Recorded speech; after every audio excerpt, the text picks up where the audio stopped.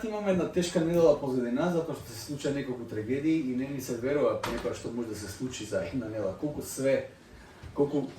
се вести може да добиеме за што се случува околу нас. И наистина не само кај нас, гледам и во регионот се случува нешто. Едноставно без разлика на кој начин и зошто доаѓа некаков револт кај народот, доаѓа нешто кое треба да се адресира. Јас искрено верувам од самиот почеток на мисијата, верувам дека единствениот валиден одговор на прашањата со кои се соочуваме навистина е Исус. Она што кога расте во црква во неделното школо, каде што всушност учевме за основите на христијанството на детски начин, се зафркаваме дека секогаш правилниот одговор на секој прашање беше Исус. За кои прашања се постави, правилниот одговор е Исус. Денес завршуваме едно патешествие кое го почнаме пред 4 недели. Темата за која проповедаме последните 4 недели беше основите на црквата. И бевме малце раштркани на сите страни. Представувавме во дела апостолски, но покривме најразлични теми. Немаше некоја хронолошко одење или не знам како концептуално да одам, тука едноставно проповедав за она што верувам дека Господ сака на вистина да ни зборува сега. Почнавме пред 4 недели и проповедавме Откровение, не Откровение, туку дела апостолски 1 глава и зборувавме за она последното што Исус го оставил на апостолите. Она што во нашиот народ знае се каже аманет. Исус пред да се отиде им ги кажа најважните работи. И слушаме дека Исус им проповедал за Царството Божие. Многу важен аспект. Исус 40 дена поминува тука и ако за некоја тема покрил многу, до Царството Божие. Со други зборови, Исус им кажа на апостолите, ако све заборавите од тоа што до сега ви зборов, запамтете го ова. Зборувам за Царството Божие.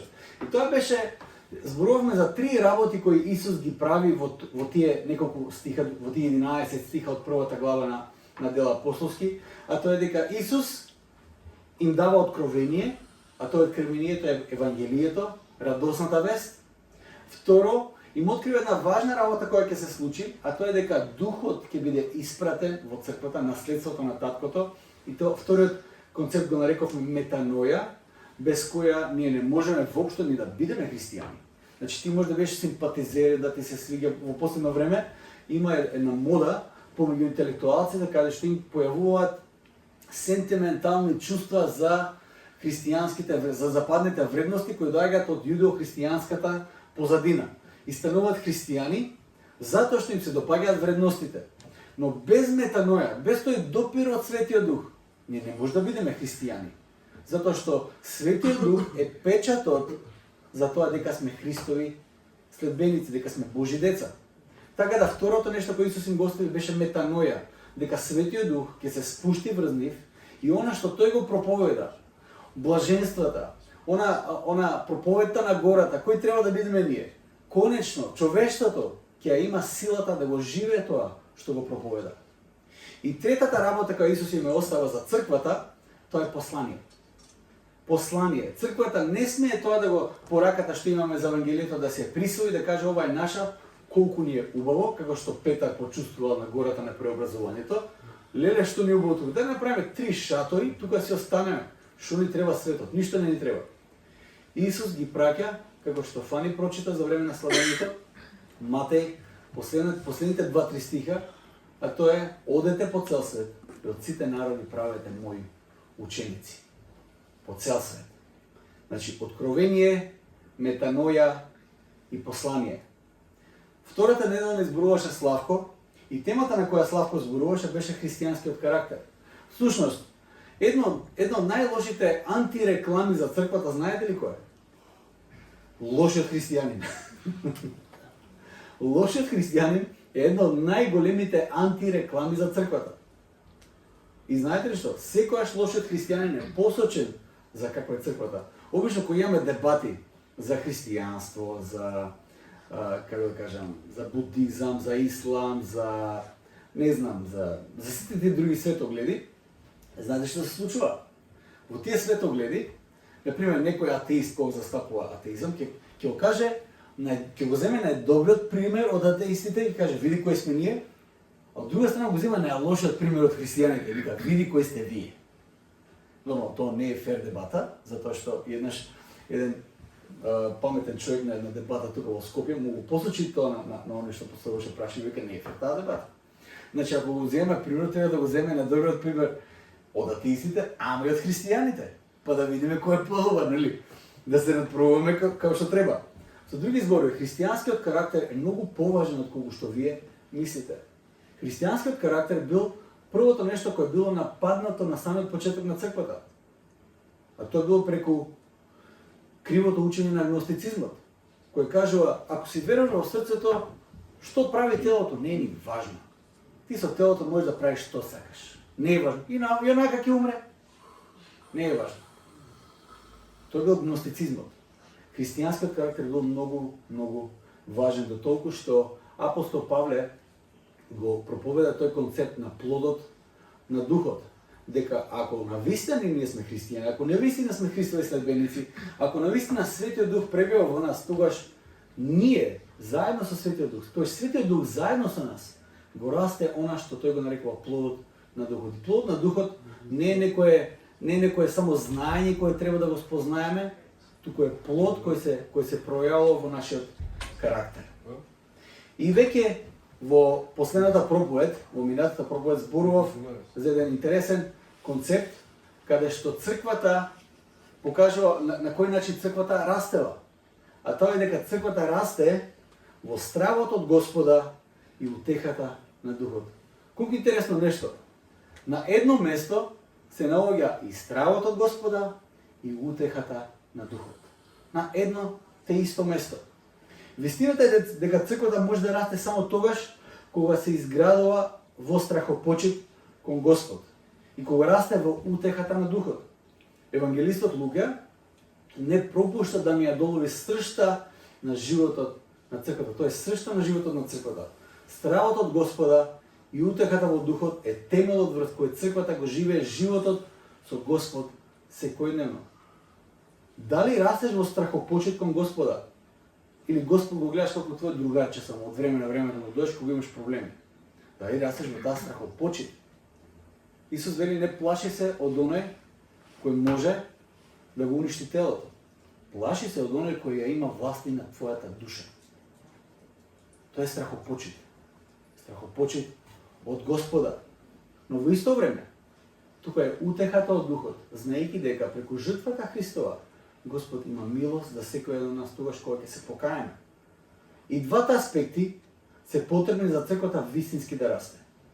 Светоста или страхопочита и милоста и утехата одат рака под рака. Животот во страхопочит почнува со првиот чекор искажана милост и утеха од духот, но утехата од духот, кога Господ ќе ни покаже милост и кога ќе бидеме утешени од духот, нас не води во целосно предаден живот во светост и страхопочит кон Господ. Едното треба да не води кон другото. Не може само страхопочит или светост и исклучителност, ама не може и само милост и утеха. Мора и двете да одат рака под рака. И оваа серија проповеди ќе завршиме со еден лик од Дела апостолски.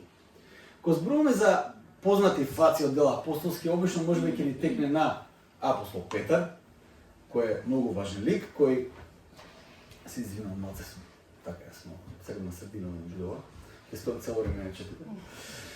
Кога зборуваме за Дела апостолски, има два лика кои онака доминираат за време во целата книга. Првиот е Петар, која проповедал на важна проповед, каде што на една проповед му се приклучиле 3000 луѓе од црквата. Ја такава проповед уште не ја кажано, толку јака проповед, ама Петар имал многу јака проповед. Вториот доминантен лик во Дела апостолски е апостол Павле. Јас сакам да зборам нешто за еден трет лик, кој зверувам дека, како да кажем, еден лик кој е прикриен тука, во Дела апостолски, на кој е многу важен за црквата. Лик кој толку влијае на црквата што преку неговата служба вовел еден многу познат лик во црквата кој го променил светот. Би сакал да зборам за Варнава, Што знаете за Варнава? Знаете ли многу за Варнава? Верувам дека нешто знаете за Петар, за апостол Павле, ама за Варнава? Може ли сте го слушнали дека е спомнат, ама нема кој знае колку материјал за него. Или има материјал за него, ама е речиси невидлив. Никогаш не стои сам. Тој стои заедно со Павле, заедно со црквата, заедно со некои други, ама сам не може да го видиме. Ајде да ви кажам нешто за Варнава, или онака како што во дела апостолски е наречен синот на утехата. Мислите дека таков прекар да имате? Варнава, син на утеха. Знаете дека автоматски кога ќе дојдете во средба со Варнава, знаете дека тој е тука да ве утеши. Знаете да имате еден таков пријател. Да знаете дека секогаш кога ќе се видите со него, тој ќе имате збор на утеха за вас. Нема да ве осуди, тоа е најлесната работа. Нема да ве измаргинализира, нема онака, како да кажем, пасивно-агресивно да ве напне малце, туку тој е син на утеха. Замислете да имате еден таков пријател. Варнава бил таков. Прво, треба да знаете дека потекнал од Кипар. Тој бил левит од Кипар, кој изворното име му било Јосиф. Значи, израелското име му е Јосиф, еврејското име, а грчкото име му е Варнава. Тој бил, што значи, тој бил еленизиран евреин кој по јазик и култура бил грк, елин, ама корените му биле од левитското племе. Првото спомнување на Варнава во Новиот Завет може да сретне во дела апостолски, 4 глава, каде е спомнато баш токму тие информации дека Варнава бил и така натаму, нели? И една важна информација дека Варнава бил оној во Јерусалим е запишан дека бил ваде еден од првите кој продал нива и се што заработил го донел пред апостолите за они да го распределат тоа на сите подеднакво, затоа што првата црква живеела како во комуни. Варнава стои како пример за тоа како црквата на почетокот почнала. И што всушност се случува кога пристапуваш со чисто срце, искрено пред Бога. Нормално, лошиот пример за како не треба се Ананија и Сафира, кои уствари пробали исто да направат, продале нива, ама не ги дале сите пари, се обиделе онака се инфилтрираат, валја да добијат некакво име, ама не завршиле баш убаво. Во Новиот Завет, освен дела 4 глава, Варнава сам стои, сам исто така се спомнува во дела 11 глава, но во најголем дел се спомнува во друштво на апостол Павле. Во дела 9 глава го гледаме Варнава како го представува Павле пред апостолите. Тоа минатиот пат го зборувавме. Апостол Павле го доживува тоа што го доживува. Тој има едно такво сведоштво дека Исус го повикува и тој од гоните на црквата станува прогонуван за црквата и оди во Јерусалим кај апостолите, нели, да се приклучи на црквата, сите бегаат од него. Се мислат дека ова е шпион тука помеѓу нас, ќе не фати сите, ќе не најде, ќе не предаде и ќе не убие. Ама Варнава е оној кој го представува апостол Павле пред црквата. И веќе во текстот што ќе го читаме денес во 11 глава, тој на некој начин и го регрутира апостол Павле да работи со него во Антиохија, но после во 13 глава гледаме како Варнава со Павле заедно имаат посебна задача од Светиот Дух, да имаат мисија помеѓу паганите. Во 13 глава гледаме како преку молитва Светиот Дух ги одвојува Варнава и Павле и ги праќа во мисија. Варнава, од тоа што го читаме во 11 глава, бил сврстен помеѓу апостолите, бил наречен апостол. Варнава е апостол. Иако можеби тоа не сме го знаели. Можеби го гледаме како помошник на Павле, го гледаме како проповедник, мисионер, ама во 11 глава се спомнува дека Варнава бил еден од апостолите. И знаете ли што? Тоа е многу важна титула. Првата црква не се расфрла со титули. Ако кажува дека е апостол, значи дека бил апостол. Според некои традиции кои можеме да ги читаме, црковни традиции, некои теолози сметаат дека неговото познанство со апостол Павле се должи на тоа што тие заедно биле под учеништво на Гамалил. Мислат дека овие двајца заедно растале во тоа. Некои раноцрковни традиции сметаат дека Варнава бил еден од тие 70 ученици кои ги имал Исус, кои се спомнати во Евангелието според Лука. Ако ви текнува дека 8 тие 12 апостоли кои Исус ги имал, имале 70 ученици кои во еден момент се тргнале од него и сметаат дека Варнава бил еден од тие 70 луѓе. Според Тертулијан, раноцрковен отец, Варнава веројатно е тој што го пишува посланието до евреите. Тие што сме учеле теологија, ќе знаат дека многу копија се кршат тука кој го пишува посланието до евреите, дали бил апостол Павле или бил некој друг, оно Тертулијан, Равноцрковен отец смета дека писателот на евреите е Варнава. Секако тоа е оспорено и мнозинството теолози не смета дека писателот на тоа послание е Варнава затоа што нема никаква адреса. Постои исто така и послание на Варнава, кое се појавува во Кодекс Синаитикус. Се нема да ве главам со историја, но тој е многу важен кодекс Синаитикус кој бил пишуван на кожни, како да кажам, на кожа и е всушност првата целосна копија на Библијата која ние денес имаме. Кодекс Синаитикус го има целиот текст од Библијата, Стариот и Новиот Завет. Со тоа што на Новиот Завет се додадени посланието на Варнава и текстот на Херман Пастир. Сена се тоа што сам да кажеме дека Варнава во првата црква и во продолжение на историјата на црквата има огромно значење, има многу важна мисија. За денес сакам да го читам текстот од Дела, 11 глава, 19 до 26 стих. Јас ќе го замолам да станете да го прочитаме текстот.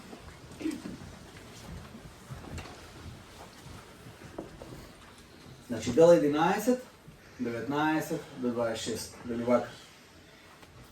А оние што се беа распрснале поради гонењето до кое дојде по убиството на Стефан, стигнаа се до Феникија, Кипар и Антиохија. И никому не му го проповедаат словото освен на јудејците.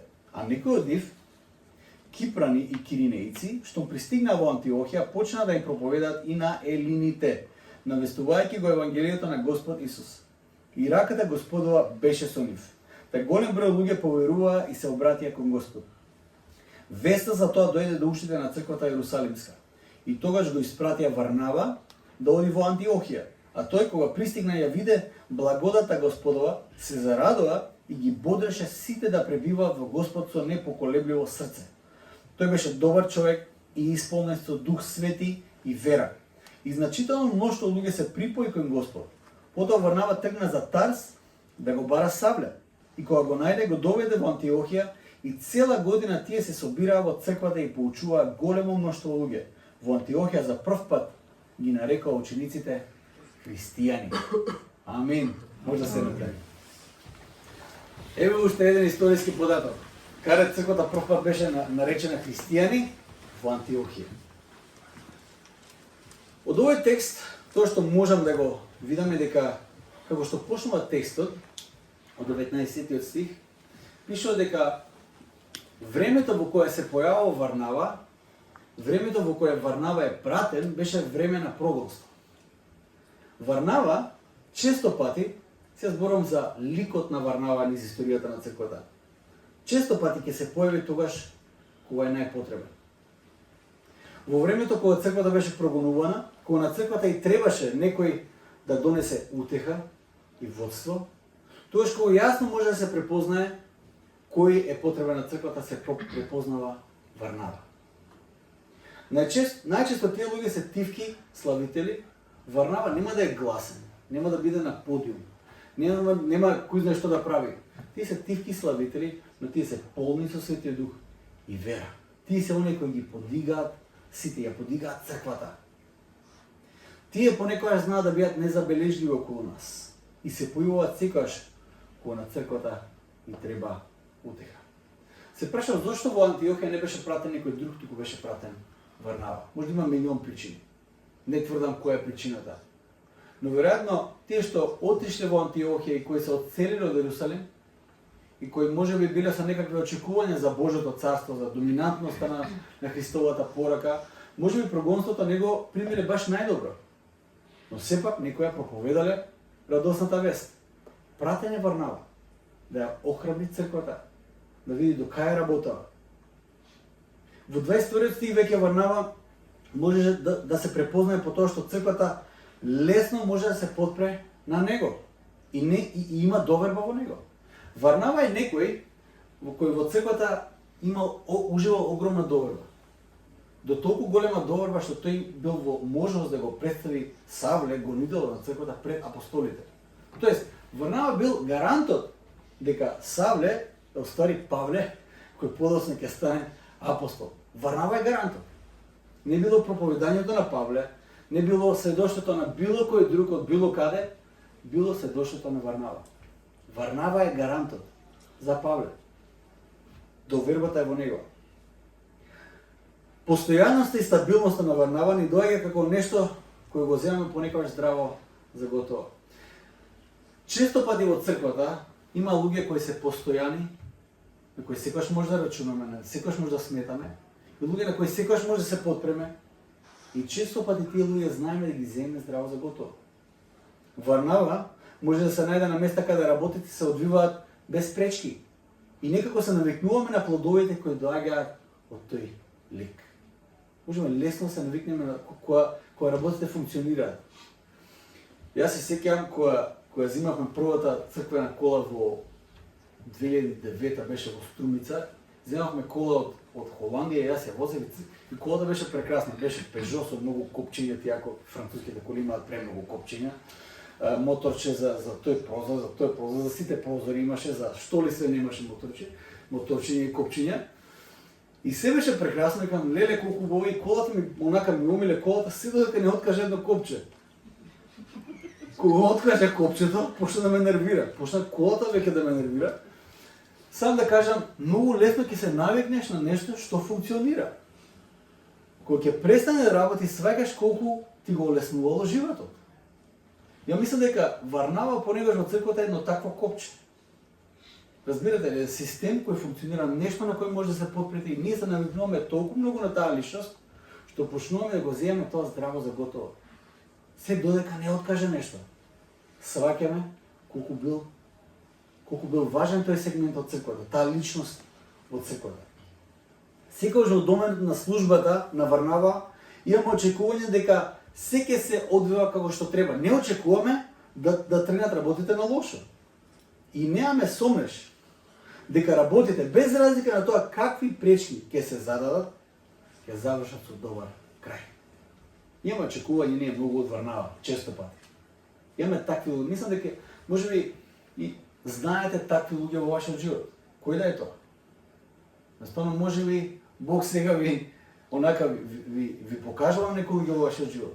Јас се надевам дека Господ тоа ќе го направи, за да можеме да бидеме благодарни за тие луѓе во нашиот живот.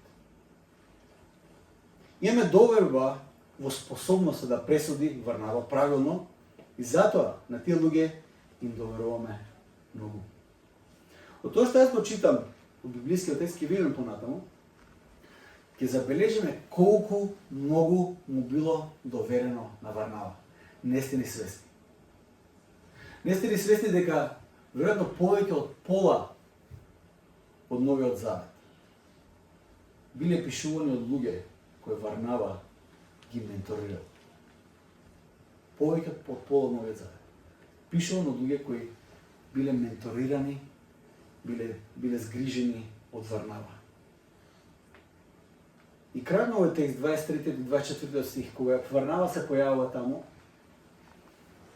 една работа кој Варнава секогаш го прави, тој покажува према Христос. Секогаш. Тој доаѓа, ги охрабрува луѓето и ги охрабрува да бидат да стојат цврсто во верата, но секогаш покажува према Христос. Од целиот корпус текстови што го имаме за Варнава, јас сакам да научиме неколку важни лекции. Има неколку повеќе од животот на Варнава за црквата и за мисијата која имаме. Прво, сакаме како црква да растеме. Зборуваме за прегради нови, за нова просторија, за што ли све не. Сакаме црквата да расте. Јас се молам црквата да расте уште повеќе. И на кој начин да го поттикнеме тој растеж и да биде по примерот на првата црква. Јас верувам дека за црквата да расте вистински ќе мораме да го живееме и наследството кој ни доаѓа преку Варнава. Ќе мораме да го на некој начин да го оживееме духот на Варнава во нашата црква. Прва работа која може да видиме кај Варнава е дека тој работи со луѓе кои имаат преобразен живот. Луѓе со преобразен живот. Во позадина на успехот и растежот на првата црква не стои некој систем, иако имале систем, туку луѓе чии животи биле променети и сега се посветени. Дела 4 глава ни зборува токму за тоа, дека успехот на првата црква доаѓа преку сведоштво. Дали е тоа сведоштвото на Павле, дали е сведоштвото на Петар, дали е сведоштвото на кој да е. Што вели Исус? Ќе ми бидете што? Сведоци до крајот на земјата. Сведоштвото е многу важен аспект. Сведоштвото е искуство кое јас и ти го имаме. Варнава од почетокот беше all in. Разбирате ли, влегува во тоа, во верата, влегува во црквата и тој е all in. Продава се и го дава на црквата. Тој тоа го прави во буквална смисла на зборот. Ананија и Сафира, приказна која доаѓа веднаш после Варнава, се пример за како не треба. А Варнава е за како треба да се живее животот во црквата. Токму животот на Варнава, кој не само со зборови, туку и во дела е пример за првата црква, била причината за успехот и растежот на првата црква. Сведоштвото на црквата, личното сведоштво за тоа што Бог направил лично за тебе, е она кое легитимизира црквата, не заради твојата приказна што имаш, туку тоа што приказната го комуницира. Сведоштвото со други зборови го кажува следното. Сведоштвото кој го имаш лично ги кажува следните работи. Бог постои, Исус е жив и тој денес действува во мојот живот. Тоа комуницира твоето сведоштво. Не за тоа колку интересно ми е мене во животот, не за тоа види што јас доживеав, туку твоето сведоштво со Бог го комуницира тоа. Бог постои, Исус е жив и тој денес действува и во мојот живот.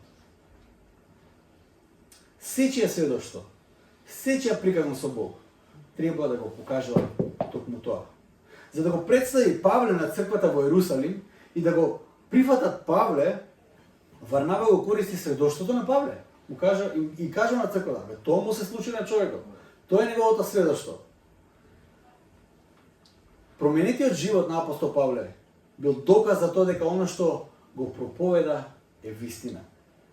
Кој е последното нешто кое ти можеш да го споделиш како сведоштво дека Бог действува во твојот живот? Сега да не зборуваме само за Варнава. Ајде да се сетиме сега во нашиот живот. Дали имаш некоја приказна од блиското твое минато, дека Бог нешто направил во твојот живот? Кој е последното сведоштво кое го имаш во животот? Не зборувам за што си разбрал сега, што си прочитал сега, зборувам за сведоштво. Што е тоа што Господ го направил во изминативе 7 дена кај тебе? Како сведоштво имаш? Дали во некој од твоите молитви Господ ти зборувал? Навистина ти зборувал? Дали може во некој од тие анксиозни ситуации кои ги имаш во животот Бог ти донел мир? Може ли тоа да го споделиш сега? Дали имаш сведоштво со Бог? Затоа што сведоштвото со Бог кој го имаш е доказ за тебе и за сите околу тебе дека Бог постои, Исус е жив и тој действува денес. Ако немаме сведоштво, што имаме? Ако немаме сведоштво дека Господ навистина действува сега и овде, прашањето за секој од нас е што имаме? Имаме систем, имаме убава просторија, имаме супер бенд за славење, имаме прекрасни луѓе, убаво облечени. Што имаме? Ако немаме сведоштво дека Бог навистина сега и овде, тоа што го проповедаме, да проповедаме дека Бог Исус воскреснал, ако немаме сведоштво дека Бог сега, денес ни зборува, дека Бог сега работи, што имаме? Прашањето е, ако немаме, зошто немаме? Да бараме од Господ да имаме сведоштво. Затоа што Варнава го представува Павле заради сведоштвото кое тој го има. Варнава, втора работа, што можеме да го видиме како наследство од Варнава, е дека тој е оној кој ги издигнува другите луѓе, не плашејќи се дека ќе биде засенет. Варнава е таков лик. Тој ќе дојде, ќе примити дар кај некој, ќе примити нешто кај некој и тој ќе го издигне, ќе издигне службата, повикот кој некој до него го има, без страв, дека тој самиот ќе биде засенет. Нема апсолутно никаков страв. Варнава нема никаков проблем да биде во позадина, па дури да биде невидлив, се додека Господ се прославува и црквата расте. Точка. Он нема апсолутно никаков страв за тоа. Дури во нашата Библија, ако отворите нашата Библија, и ако отворите 11 глава, пример, тој текстот што го читав, очигледно текстот, овој действието се случува во Антиохија, ама главниот лик туку во овој текст е Варнава. Јас мислам дека да беше апостол Павле или апостол Петар главниот лик, во поднасловот, тука што е додадено секако од преведувачите, ќе стои апостол Павле ја посетува Антиохија или апостол Петар ја посетува Антиохија. Знаете ли што стои тука? Црквата во Антиохија. Толку. Варнава не постои. И тоа не е никаква грешка или проблем за преведувачите. Јас само сакам да кажам каква природа има Варнава. Понатаму ако читате, ќе видите дека понатаму во 12 глава, пример, устари не во 12, се извинувам, во 13 глава мислам дека е. Во 13 глава се случува тој свич, таа промена во текстот. До 13 глава секогаш се спомнуваат Варнава и Савле. Варнава и Савле. Но веќе во 13 глава, знаете ли како се набројуваат? Павле и Варнава. Павле и Варнава. Павле станува доминантниот лик. И може да видиме дури во поднасловот. И сега ако читате англискиот текст во поднасловот, првите два поднаслова е Варнава и Савле, Варнава и Савле, после е веќе Павле и Варнава. Павле и Варнава. Тоа е тоа. Текстот го менува приоритетот на кој ја има водечката улога тука. Во нашиот текст и првиот поднаслов е Савле и Варнава, иако во текстот е Варнава и Савле. Како и да е. Тој нема проблем да го предаде предимството на оној кај кој го гледа водство од духот и предимство во мисијата. Всушност, тој секогаш се радува кога оние кои Бог ги донел преку него во неговото царство растат и го надминуваат во мисијата. Тој се радува на тоа. Во нашиот црковен тим, јас од време на време спомнувам важни принципи за служење во црквата, а тоа е принципот на служење со отворени раце. Еден принцип. Кога Господ ќе ти довери нешто за служење, ти го зимаш тоа и му служиш на Господ со цело срце, но служиш со отворени раце. Зошто? Затоа што ако Господ одлучи да го земе ова нешто и да го даде на некој друг, Господ полесно ќе го направи тоа ако раците не сте стиснати. И да кажеш, ова е мое. Господ мене тоа ми го довери, ми го даде. Ова е сега моето царство. Ова се јас тука ќе владеам. Тука јас ќе работам. Ова е мое. Доколку рацете се отворени, кога Господ ќе го земе тоа, многу полесно ќе го земе. Има еден друг принцип кој мораме исто така да го разбереме. Тајната е во тоа дека сите што служат со отворени раце, кога Бог им го одземе нештото, за да го предаде тоа нешто на некој друг, Бог секогаш има нешто ново и уште повозбудливо и поважно за тие кои служат со отворени раце. Во случајот на Варнава, тоа беше Марко. Знаете, прво на Варнава му беше доверен Павле. И знаеме Павле кој стана. Варнава беше оној кој го представи Павле на црквата. Варнава има, како што читаме тука, кој оди во Антиохија, гледа дека работата е одлична, супер. Тој оди во Тарс, го прибира Павле, го фаќа буквално за рака, го носи тука и вика заедно се ќе работиме. И на некој начин го менторира Павле. Му покажа. И веќе во 2 глави подоре гледаме дека Павле станува проповедник, станува многу познат и стануваат соработници за делото Божјо. И викнати се, испратени се од црквата, да имаат многу важна мисија помеѓу паганите. Но доаѓа еден момент каде што апостол Павле и апостол Варнава во тој случај не се согласуваат. Пишува дека во 13 глава не се согласиле воопшто. Се скарале, доста се скарале. И тоа се скарали за еден лик, кој се вика Јован Марко или Марко. Го имаме запишено исто така и спорот кој тие го имале околу Марко, кој веројатно бил браточет на Варнава и кој исто така бил оној кој го пишувал Евангелието според Марко. Замислете за кој става збор.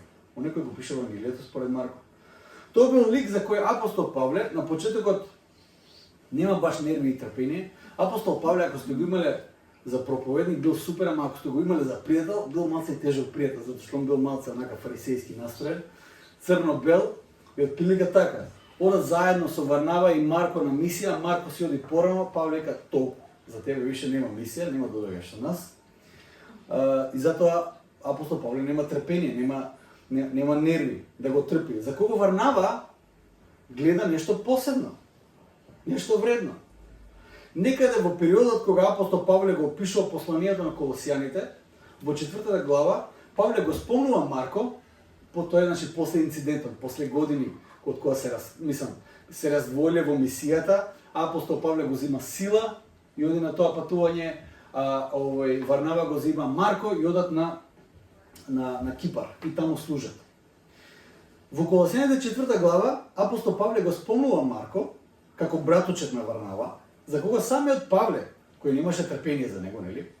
Сега охрабрува црквата во Колоси да го прими. Вика, ако дојде Марко, примете го. Некои теолози веруваат дека токму ова информација која го одвојува Марко од Варнава, покажа дека Варнава веќе е убиен тука. И Марко ја продолжи сам мисијата. Но наследството на Варнава продолжува понатаму со тоа што апостол Павле во своето последно послание до Тимотеј, непосредно пред да биде убиен во Рим, му пишува на Тимотеј при неговата посета во Рим со себе да го понесе, знаете ли кој? Марко. Оној кој не може да го поднесе, оној кој го избрка од мисијата, за кого немаше нерви, сега му кажа на Тимотеј, молам, земи го облеката што ја оставив, некој од тие пергаментите и најважно, земи го Марко. Зошто? Апостол Павле каже вака, земи го Марко и доведи го со себе, зашто ми е нужен во службата. Многу ми е важен за службата. После години вложување од страна на Варнава во Марко, апостол Павле сега ужива во плодовите од менторството и водството на Варнава, кој го имал во животот на Марко. Дури тогаш кога и најпаметните се мисли на Павле, не гледаат потенцијал во некои луѓе. Варнава знае да погледне подлабоко и да го забележи во другите она што само Бог може да го открие и да се вложи во служба, за да ги донесе во положба да бидат суштински во Божјото царство. Луѓе кои посветено и неуморно работат во животот на други луѓе, без разлика на тоа што биле разочарани од тие луѓе некогаш. Во сека на животот на Варнава можам да го видам она што апостол Павле го пишува за љубовта. Ако ја читам прво Коринтијаните 13 глава, 4 до 8 стих, љубовта е долго трпелива, полна со добрина, љубовта не завидува, љубовта не се превознесува, не се гордее, не е непристојна, не го бара своето, не се срди, не памти зло, не и се радува на неправдата, туку се радува на вистината, се покрива, на се верува, на се надева, се поднесува, љубовта никогаш не престанува. Тоа навистина може да го видам во животот на Варнава, како е тоа отворено, како тој преку милоста Божја, преку тој карактер кој го гради со Светиот Дух, ја отворува Божјата љубов на вистински начин и плодовите кои излегуваат од таа љубов, од таквиот живот, се толку далеко сежни, што за нас и важни, што за нас стануваат како воздухот што го дишеме. Невидливи, земјени тотално здраво за готово, но толку суштински, што не можеме ни 2 минути без нив. Кога апостол Павле го пише ова, на ум има Божјата совршена љубов. Но верувам дека во голема мера таквата љубов и предаденост тој ја искусил токму преку Варнава. Варнава имал еден таков живот. Во голема мера тоа што Варнава го прави не е на платформа и не се гледа. Токму таквата служба е најпотребна. Мислите дека само ова што се случува овде, ова што јас го правам сега е најважната работа во црквата? Ова е важна работа во црквата, навистина е. Ова е повик кој јас го следам. Но црквата да биде црква, потребен е Варнава, кој помеѓу овие редови ќе седи и ќе ја отелотвори Божјата љубов. Затоа што само на тој начин, не преку зборување и не само преку поучување, туку преку животот живеен преку делата на секој еден христијанин, преку сведоштвото на Варнава, преку секој плод кој произлегува од нашето вложување. Само тогаш ние може да имаме сведоштво. Сведоштво кој ќе му зборува на светот дека тоа што Живко го проповеда има логика затоа што тоа е вистина. Затоа што се оплодотворува во сечи живот посебно.